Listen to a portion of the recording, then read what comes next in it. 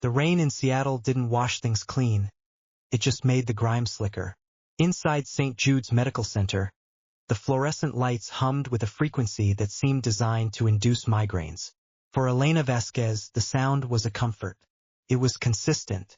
It wasn't the shriek of incoming mortars, and it wasn't the desperate gasping of a 19-year-old corporal holding his own intestines. It was just electricity. Move it, ghost. You're blocking the crash cart.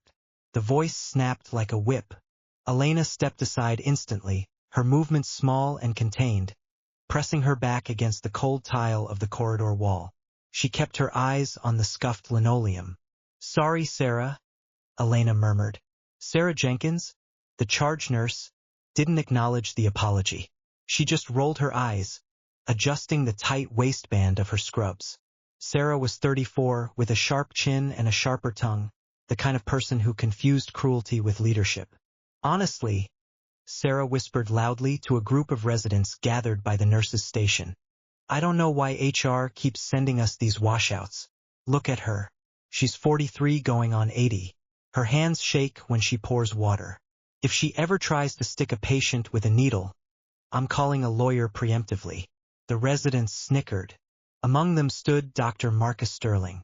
Sterling was 32, a prodigy from Johns Hopkins with perfect hair, a tailored white coat that seemed repelled by dirt, and an ego that required its own zip code. He was the hospital's golden boy, the cardiothoracic specialist who brought in the wealthy donors. He viewed nurses not as colleagues but as sentient furniture, and poorly designed furniture at that. "The ghost moniker fits," Sterling drawled, not bothering to lower his voice. He glanced at Elena, who was quietly restocking a supply cabinet. "She has no presence, no drive, just existing. A diversity hire for the age demographic." Elena heard them. She always heard them. Her hearing had been tuned in the mountains of the Hindu Kush, where the snap of a twig 100 yards away meant the difference between life and a folded flag. Her right hand trembled slightly as she placed a box of saline bags on the shelf. It was a tremor that had plagued her for 3 years, a physiological souvenir from a mission that didn't officially exist.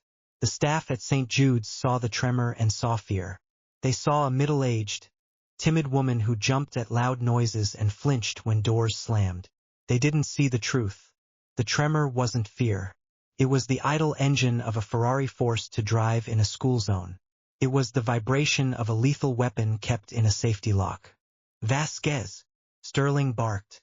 Elena turned, clutching a clipboard to her chest like a shield. "Yes, Dr. Sterling? My coffee, black, 2 pumps of hazelnut.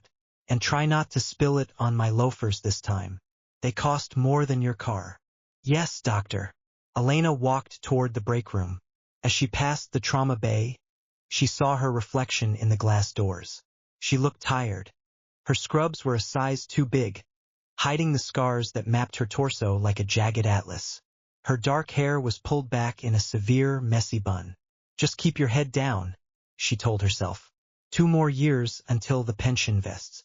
You promised Carlos you'd live a quiet life. But the quiet was getting harder to keep. Because inside the chest of the ghost of Ward 4, a wolf was beginning to wake up. The shift dragged on, heavy with the oppressive humidity of the storm brewing outside. The emergency department was a hive of controlled chaos, car accidents caused by the slick roads, slip and falls, the usual Friday night overdoses. Elena moved through the periphery, handling the tasks no one else wanted. Cleaning bedpans, restocking trauma bays, organizing charts. She was efficient, invisible. At 2000 hours, a code was called in Bay 3. Code Blue. Bay 3. Respiratory arrest. Dr. Sterling strutted into the room, flanked by his entourage of residents. The patient was a 12-year-old boy with severe asthma, turning cyanotic.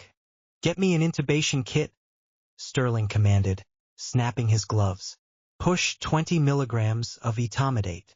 Sarah Jenkins scrambled to comply. "Doctor, the patient is 80 pounds. 20 milligrams is a high dose." "I know the protocols, nurse," Sterling sneered. "I am the physician. Do as you are told." Elena was in the corner, emptying a waste bin. She froze. Her eyes locked onto the monitor. The boy's heart rate was already erratic.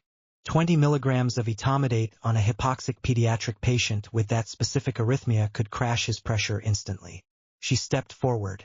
"Doctor," she said softly. Sterling ignored her. "Blade." "Dr. Sterling," Elena said, slightly louder. He spun around, his eyes blazing. What could the janitor possibly have to say while I am saving a life?"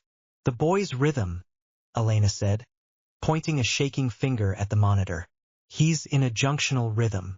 If you push that much induction agent, you'll bottom out his cardiac output. He needs ketamine, not etomidate. And half the dose." Silence descended on the room. Sarah Jenkins looked at Elena like she had just grown a second head. Sterling laughed. It was a cold, incredulous sound. "Did you hear that? The ghost is giving medical advice. Tell me, Vasquez, where did you get your medical degree?" "The University of Google." "I've seen this before," Elena said, her voice steadying. In the field." "The field?" Sterling mocked. "What field? The cornfield behind your trailer park? Get out of my trauma bay. If you speak again, you're fired." He turned back to the boy. "Push the etomidate." Sarah hesitated, then pushed the plunger. 10 seconds later, the alarm screamed. The boy's blood pressure plummeted. 60/40ths, 50/30ths. "He's crashing," Sarah shrieked. "Pulse is thready." Sterling froze. Panic flickered in his eyes, the terrified look of a man whose textbook knowledge had just run into biological reality. Start pressors. Give me AP." Elena didn't wait. She moved. She didn't run. She flowed. She stepped past the frozen residents, grabbed a syringe of phenylephrine from the crash cart, which she had pre-calculated and drawn up while they were arguing, and reached for the 4-port. "Don't touch him," Sterling yelled. Elena ignored him. She pushed the drug. "Flush," she ordered, her voice dropping an octave. It wasn't the voice of Elena the maid. It was the voice of callsign Echo. Sarah, acting on instinct, flushed the line. The monitor beeped. The line flattened, then spiked. The pressure began to climb. 70/40ths, 90/60ths. The boy gasped. Elena stepped back, fading into the shadows instantly. "Stabilized," she whispered. Sterling blinked, sweat beading on his forehead. He looked around the room, seeing the shock on the residents' faces. He had to regain control. "Good catch on the pressors," he said loudly, looking at Sarah. "Excellent timing, Nurse Jenkins. I knew the etomidate would cause a dip. I was testing your reaction time." Sarah blinked. "Ah, yes, doctor." Sterling turned to Elena. His face was red with humiliation. "You, my office, now." In the sterile confines of the office, Sterling paced like a caged tiger. "You undermined me," he hissed, "in front of my staff." "I saved the patient," Elena said, standing at attention near the door. "You got lucky." Sterling slammed his hand on the desk. "You are reckless. You are a liability. I don't care if you guessed right. You are a nurse. I am the doctor. That hierarchy exists for a reason." He pointed a manicured finger at her face. "You are on probation, Vasquez. One more toe out of line, one drop tray, one mumble, one moment of hesitation, and you are out on the street. Do you understand?" Elena looked at him. She saw the fear behind his eyes. He knew she was right, and that terrified him more than the mistake itself. "I understand, doctor," she said. "Get out, and take the trash with you." Elena walked out. She went to her locker, her hands trembling violently now. Not from fear, but from the adrenaline dump of suppressed rage. She opened her locker and pulled out a small, black Moleskine notebook. She opened it to the current date. October 14th, 2025, 2015 hours. Subject, Dr. M. Sterling. Incident, improper dosage, etomidate, on PED, asthma hypoxic. Outcome, near code, intervened with phenylephrine. Witnesses, S. Jenkins, residents A, B, C.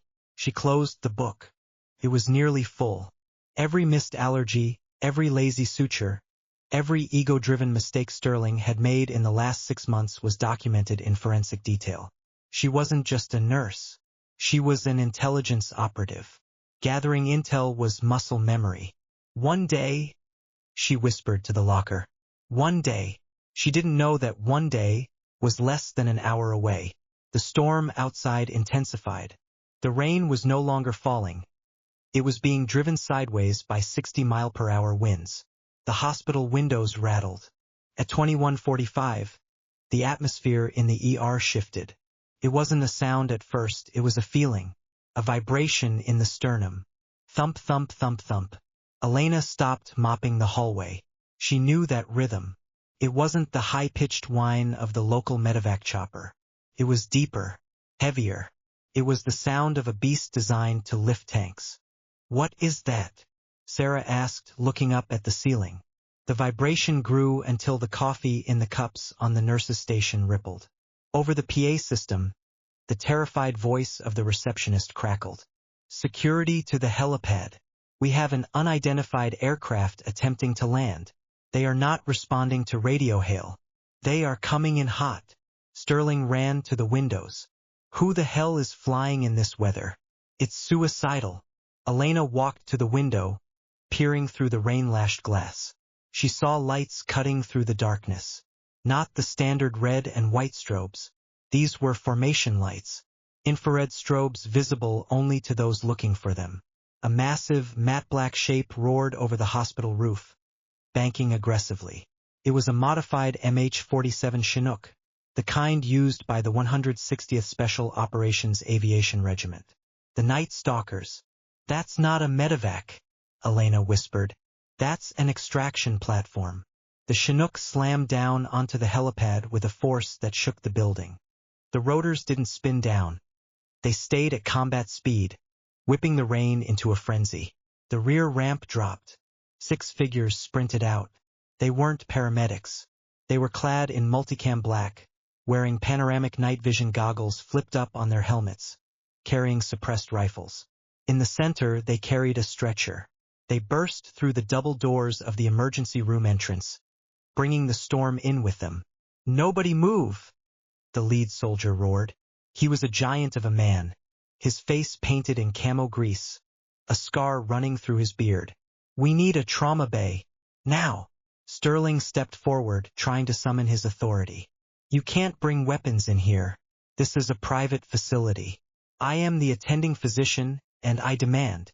The lead soldier didn't stop. He stiff-armed Sterling, shoving the doctor into a wall with the casual ease of a man swatting a fly. "Clear the room," the soldier bellowed.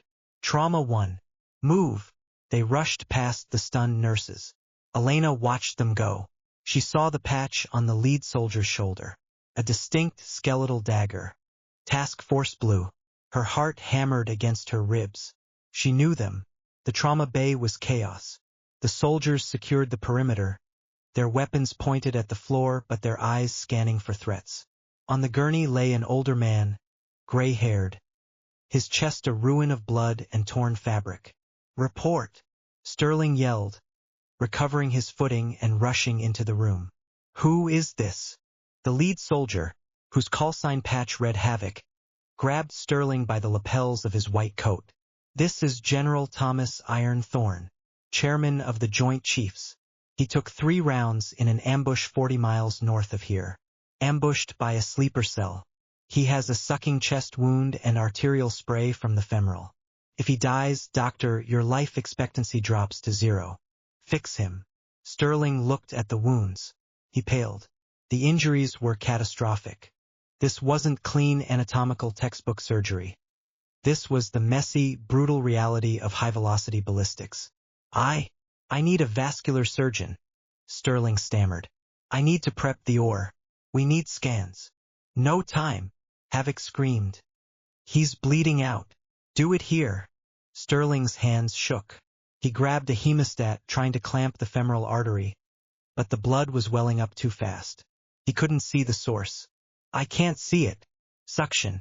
I need suction." Sarah Jenkins was fumbling with the suction canister, her hands shaking so hard she dropped the tubing. BP is 50/30, a resident shouted. He's coding. Do something. Havoc roared, reaching for his sidearm in sheer frustration. I can't, Sterling shrieked, backing away. It's too much damage. He's gone. I'm calling it. Don't you dare call it. The voice didn't come from the soldiers. Came from the back of the room. It was a voice of pure, cold steel. Elena Vasquez stepped forward. She had shed the oversized scrub top. Underneath, she wore a tight, long-sleeved tactical thermal shirt. She ripped a pair of sterile gloves from the box, snapping them on with a sound like a gunshot. Get out of the way, Marcus, she said. Sterling gaped. Vasquez? Have you lost your mind? Get back to cleaning the... Elena didn't look at him. She looked at Havoc. Major Taggart, she said. The giant soldier froze. He squinted at the middle-aged nurse, confused. Then he looked at her eyes. The gray, predatory eyes he hadn't seen in 5 years. Echo? Taggart whispered. Lieutenant Colonel? Secure the door, Jax, Elena ordered, moving to the table. I'm scrubbing in. Sterling tried to block her path. Security. Remove this woman. She is a nurse. She is. Major Taggart raised his rifle, planting the muzzle squarely in the center of Sterling's chest. The lady gave you an order, civilian, Taggart growled. Step aside or I will remove you from the equation. Sterling wilted, backing against the wall, hyperventilating. Elena took the lead position at the table. She didn't look at the monitor. She looked at the patient. Sarah, Elena said. Her voice wasn't loud, but it carried absolute authority. Stop shaking.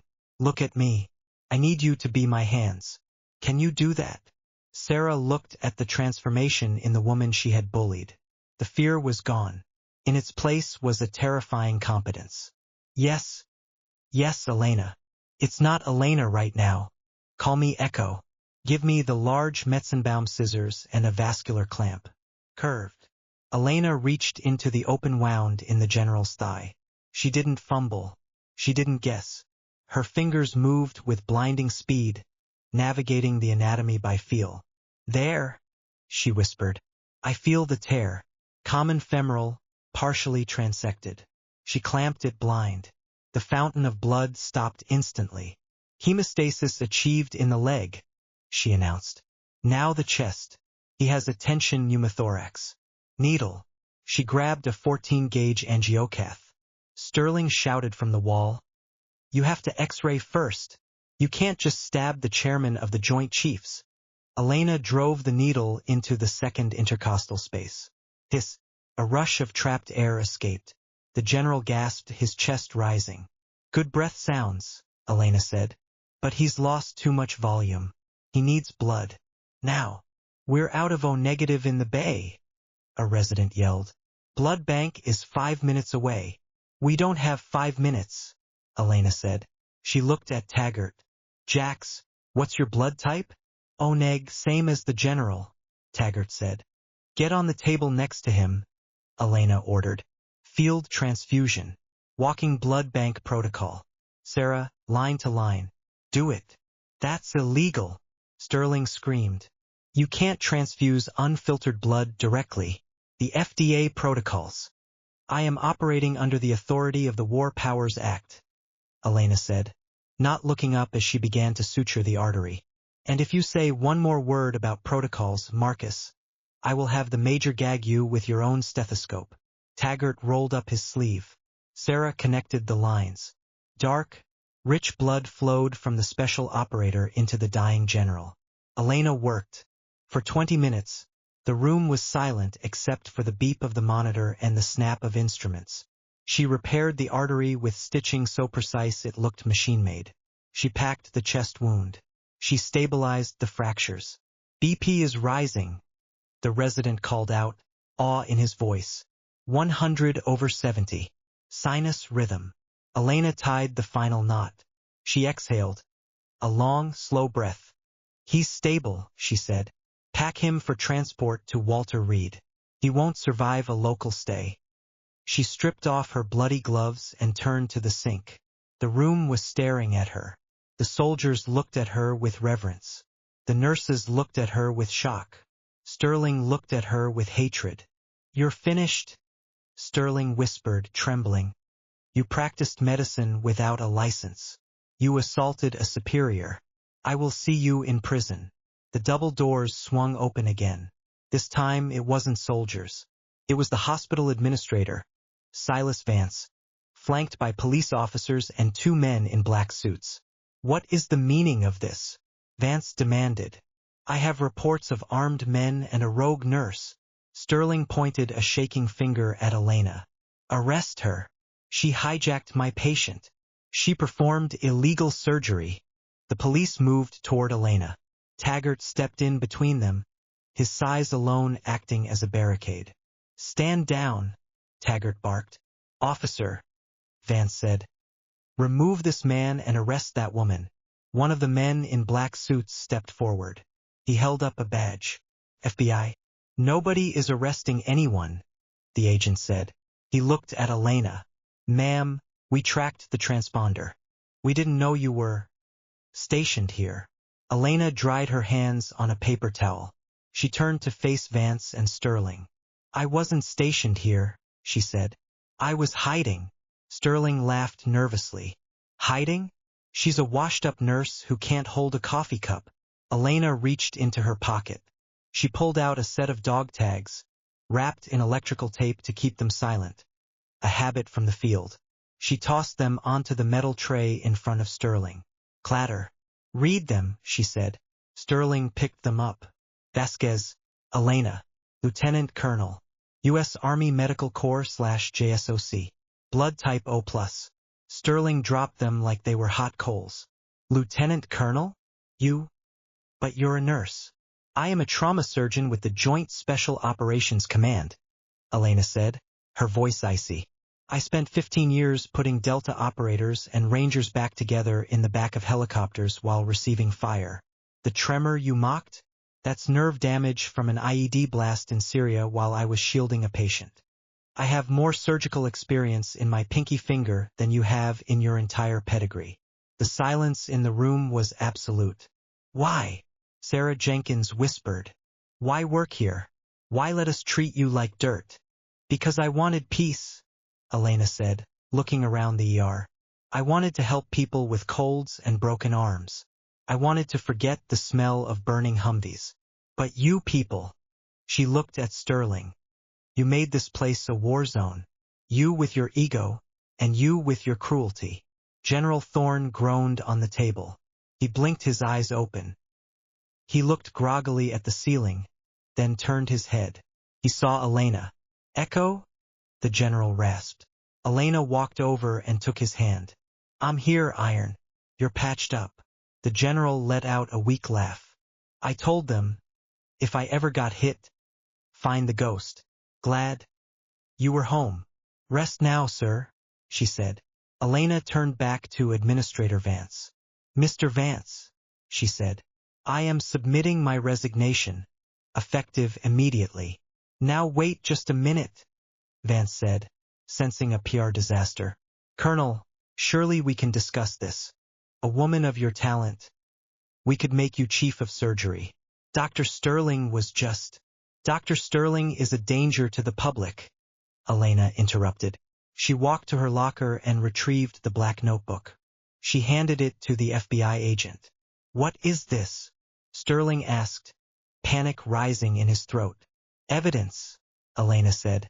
"Dates, times, patient names. Every time you overdosed a child, missed an allergy, or ignored a critical vital sign because you were too busy checking your stock portfolio. It's all there."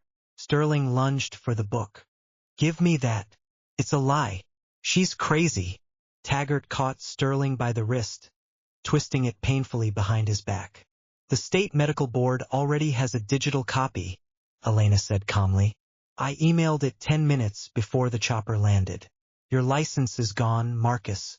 And with the general's testimony regarding your attempt to delay life-saving care, you'll be lucky if you don't face a court-martial tribunal for negligence involving a federal officer."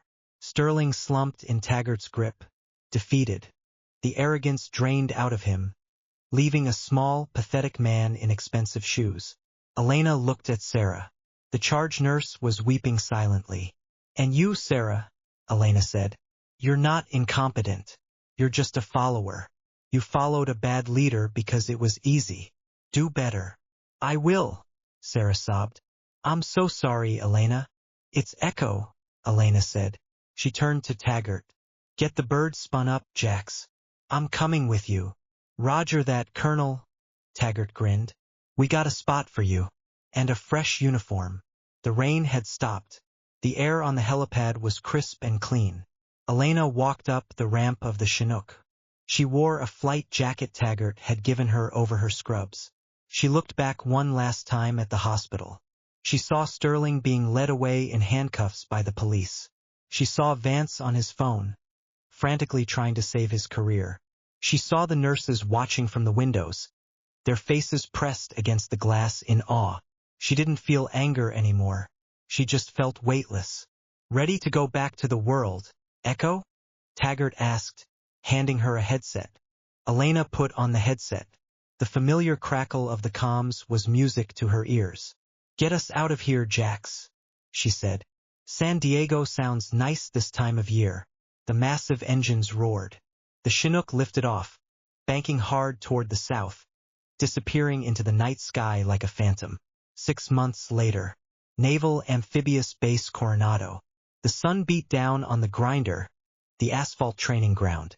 20 exhausted Navy corpsman candidates were holding push-up positions, their arms shaking, sweat dripping onto the blacktop. "Pain is a signal," a voice shouted. "It tells you you are alive. Ignore it." Walking down the line was Colonel Elena Vasquez. She looked 10 years younger. Her uniform was crisp, her shoulders back, her hands steady as rocks. She stopped in front of a young recruit who was about to collapse.